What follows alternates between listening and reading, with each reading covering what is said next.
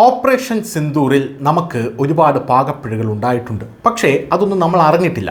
അതിൻ്റെ പ്രധാനപ്പെട്ട കാരണം നമ്മുടെ സൈന്യത്തിൻ്റെ വൈദഗ്ധ്യമാണ്. സൈന്യം ഇത് നമ്മളെ അറിയിക്കാതെ തന്നെ മുന്നോട്ട് കൊണ്ടുപോയി എന്നുള്ളതാണ്. ഓപ്പറേഷൻ സിന്ദൂറിൽ നമ്മൾ വലിയ വിജയം നേടി.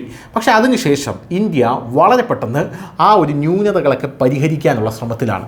ആ ന്യൂനതകളിൽ ഒന്ന് ഇപ്പോൾ പരിഹരിച്ചു കൊണ്ടിരിക്കുകയാണ്. അതിലൊന്നാണ് ചാര ഉപഗ്രഹങ്ങളുടെ വിന്യാസം എന്ന് പറയുന്നത്. 52 ചാര ഉപഗ്രഹങ്ങൾ 26,000 കോടി രൂപ മുടക്കിയാണ് ഇന്ത്യ നിലവിൽ വിന്യസിക്കാനായി പോകുന്നത്. ഈ ചാര ഉപഗ്രഹങ്ങൾ എന്തിനാണ് വിന്യസിക്കുന്നത്? ചാര ഉപഗ്രഹങ്ങൾ പാകിസ്ഥാനെയും ചൈനയും സമ്പൂർണ്ണമായും നിരീക്ഷിക്കും എന്നുള്ളതാണ്. ചൈന നമ്മുടെ അതിർത്തി മാന്താൻ വന്നാലോ, പാകിസ്ഥാൻ നമ്മുടെ അതിർത്തിയിൽ എന്തെങ്കിലും പ്രവർത്തനങ്ങൾ നടത്തിയാലോ, അല്ലെങ്കിൽ അവരുടെ രാജ്യത്ത് തന്നെ ഭീകര ക്യാമ്പുകൾ നിർമ്മിച്ചാലോ നമുക്കിത് അറിയാൻ സാധിക്കും എന്നുള്ളത് കൊണ്ടാണ് ഈ ചാര ഉപഗ്രഹങ്ങൾ വലിയ രീതിയിൽ നമ്മൾ വിന്യസിക്കുന്നത്.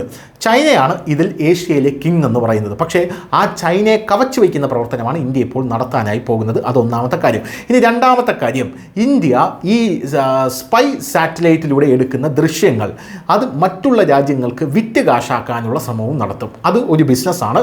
ഒരു ഇമേജിന് 300 കോടിയിലധികം രൂപയാണ് നമുക്ക് ഈടാക്കാനായി സാധിക്കുന്നത്. എന്തായാലും ഓപ്പറേഷൻ സിന്ദൂറിന് ശേഷമുള്ള ഒരു പ്രധാന വികസനമാണിത്. തത്സമയ നിരീക്ഷണ ശേഷി ശക്തിപ്പെടുത്തുന്നതിനായി ആഗോള വാണിജ്യ ഭൗമ നിരീക്ഷണ ഉപഗ്രഹ ദാതാക്കളുമായി ഇന്ത്യ ഇടപഴകൽ ആരംഭിച്ചതായിട്ടുള്ള റിപ്പോർട്ടുകൾ പുറത്തുവരുന്നു. മെയ് മാസത്തിൽ നടന്ന ഹ്രസ്വവും എന്നാൽ തീവ്രവുമായിട്ടുള്ള സൈനിക ഏറ്റുമുട്ടലിൽ പാകിസ്ഥാന് ചൈന തത്സമയ ഉപഗ്രഹ ചിത്രങ്ങൾ നൽകിയതിനെക്കുറിച്ചുള്ള ആശങ്കകൾ വർദ്ധിച്ചു വരുന്ന സാഹചര്യത്തിലാണ് ഈ നീക്കം. ഓപ്പറേഷൻ സിന്ദൂറിനിടെ നേരിട്ട യുദ്ധക്കളത്തിലെ പരിമിതികളെക്കുറിച്ചുള്ള തന്ത്രപരമായിട്ടുള്ള വിലയിരുത്തലാണ് ഈ തീരുമാനത്തിന് കാരണമായതെന്ന് സർക്കാർ വൃത്തങ്ങൾ അറിയിക്കുന്നു. മത്സര മേഖലകളിൽ ഇന്ത്യൻ സേനയ്ക്ക് തുടർച്ചയായി മുകളിലൂടെയുള്ള ദൃശ്യങ്ങൾ കാണുന്നത് കുറവായിരുന്നു. അതേസമയം ചൈനീസ് ഉപഗ്രഹങ്ങളുടെ പിന്തുണയോടെ ആ സഹായം കൂടെ ലഭ്യമായതോടെ പാകിസ്ഥാന് തത്സമയ ദൃശ്യങ്ങൾ ലഭ്യമായിരുന്നു. ഇത് ദ്രുത തന്ത്രപ്രധാന പ്രതികരണങ്ങൾ പാകിസ്ഥാനെ കൊണ്ട് സാധിപ്പിച്ചു എന്നുള്ളതാണ്.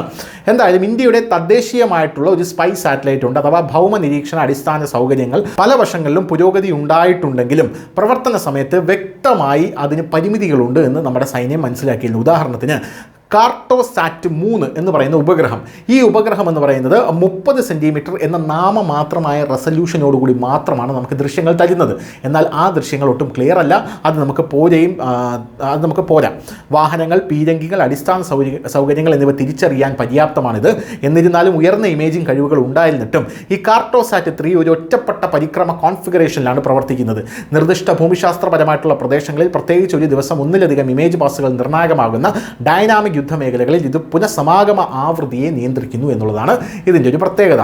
നിയന്ത്രണ രേഖയിലോ അന്താരാഷ്ട്ര അതിർത്തികളിലോ കാണപ്പെടുന്ന ഇടുങ്ങിയ മേഖലകളിൽ ഈ വെല്ലുവിളി പ്രത്യേകിച്ച് രൂക്ഷമാണ്. കാരണം കൃത്യമായ ആക്രമണങ്ങളെയും സൈനിക നീക്കങ്ങളെയും നയിക്കുന്നതിന് ഭൂപ്രദേശ ഇൻ്റലിജൻസ് ഓരോ മണിക്കൂറിലും നമുക്ക് അപ്ഡേറ്റ് ചെയ്യേണ്ടതുണ്ട്. അങ്ങനെ അപ്ഡേറ്റ് ചെയ്യാനാണ് ഇന്ത്യ ഇപ്പോൾ നിലവിൽ 52 ചാര ഉപഗ്രഹങ്ങൾ വിന്യസിക്കാനായി പോകുന്നത്. എന്തായാലും വാണിജ്യ ഭൗമ നിരീക്ഷണ മേഖലയിലെ നിരവധി പ്രമുഖ ആഗോള കളിക്കാരെ തന്നെ ഇന്ത്യ ഇതിനെ സമീപിച്ചിട്ടുണ്ട്. ലോകത്തിലെ ഏറ്റവും കഴിവുള്ള ഉയർന്ന റെസല്യൂഷൻ ഉപഗ്രഹ നക്ഷത്ര സമൂഹങ്ങൾ പ്രവർത്തിപ്പിക്കുന്നതിന് പേരുകേട്ട US ആസ്ഥാനമായിട്ടുള്ള സ്ഥാപനമായിട്ടുള്ള മാക്സർ ടെക്നോളജീസും ഇതിന് പരിഗണനയിലുണ്ടെന്നാണ് അറിയാൻ സാധിക്കുന്നത്. മാക്സറിൻ്റെ ഉപഗ്രഹങ്ങൾക്ക് അതിശയിപ്പിക്കുന്ന 30 സെൻറ്റിമീറ്റർ റെസല്യൂഷൻ ചിത്രങ്ങൾ പകർത്താൻ കഴിയും. വ്യക്തിഗത വാഹനങ്ങൾ, പീരങ്കി, തോക്കുകൾ, കോട്ടകൾ എന്നിവ കണ്ടെത്താനും ഇത് മതിയായ കൃത്യതയോടുകൂടി പ്രവർത്തിക്കുന്നു എന്നുള്ളതാണ് ഇതിൻ്റെ പ്രത്യേകത. ശത്രു രൂപീകരണങ്ങളുടെ ചലനം ട്രാക്ക് ചെയ്യാനും സൈനിക വിന്യാസങ്ങളിലെ മാറ്റങ്ങൾ കണ്ടെത്താനും പുതുതായി നിർമ്മിച്ച സൈനിക അടിസ്ഥാന സൗകര്യങ്ങൾ തിരിച്ചറിയാനും ഇത്തരം ചിത്രങ്ങൾ ഇന്ത്യയെ പ്രാപ്തമാക്കും. കൂടാതെ പ്രധാനമായി ഈ വാണിജ്യ ഉപഗ്രഹ ഓപ്പറേറ്റർമാർ ഒന്നിലധികം ഉപഗ്രഹ നക്ഷത്ര സമൂഹങ്ങളാണ് നമുക്ക് വാഗ്ദാനം ചെയ്യുന്നത് എന്നുള്ളതാണ് മറ്റൊരു പ്രത്യേകത. ഒരേ പ്രദേശത്ത് കൂടി ഒന്നിലധികം ദൈനംദിന കടന്നുപോകലുകൾ ഇത് ഉറപ്പാക്കുകയും ചെയ്യുന്നു. തത്സമയ നിരീക്ഷണത്തിലെ ഒരു പ്രധാന നേട്ടമാണിത് എന്നുള്ളതാണ് ഇതിൻ്റെ മറ്റൊരു പ്രത്യേകത. News desk, news India Malayalam.